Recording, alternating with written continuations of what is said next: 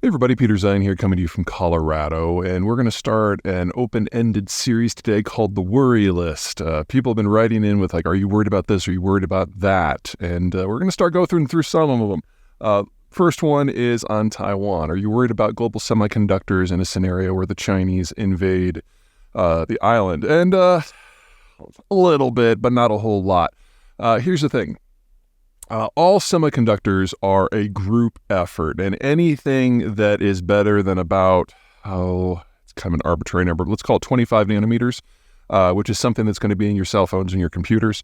And then once you get sub 10, then you start talking about artificial intelligence and electric vehicles and that sort of thing. Anything that's above 25 or below 25, better than 25, is something that is really a team effort. The company that does the lithography is not the person who does the chemicals processing, is not the one that does the doping.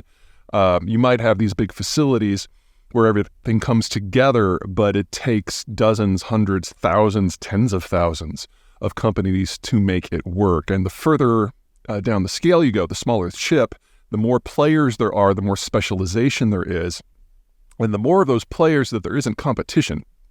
So, for example, if you're talking about TSMC, which is what everybody's worried about, 90% of the high-end chips in the world all come from one town. So, if the Chinese were to invade Taiwan, that could be an issue. But it's not like the Chinese could operate them because the tens of thousands of companies that are involved, there's something like 5,000 of them that only produce one product for one end user, and they're not in one place. So for the Chinese to take that stuff over and operate it, number one, they don't have the labor, not at home, not in Taiwan. Number two, they would have to convince the entire global ecosystem that it's okay for China to just take this stuff. And if only a handful of them say no, like, I don't know, the U.S. government, then it's just a big paperweight. In China itself, they have a hard time doing anything that is smaller than 90 nanometers without extensive outside help because they don't have the staff necessary to do the quality checks on the chips themselves after each round of baking and doping, which for low-end chips can be several hundred runs. For high-end chips is several dozen. Depends on which technology you're using. There's a lot of variation. Anyway, so the reason I would be concerned is because the same thing that applies to the Chinese to a lesser degree applies to everybody else. So let's assume for the moment that Intel, which is generally considered to be the number 2 company in the world, had an army and they conquered Taiwan. If they were under any degree of sanctions, they would have the same problem that the Chinese would. They can't do it themselves. Now, I would say that overall, Intel is a more rounded company than TSMC because Intel actually designs chips in-house, whereas TSMC is only a fabricator. And that means there's more steps of the supply chain that Intel has within its own staffing and facilities.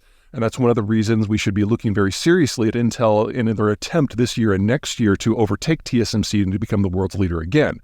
But again, they are not doing this by themselves.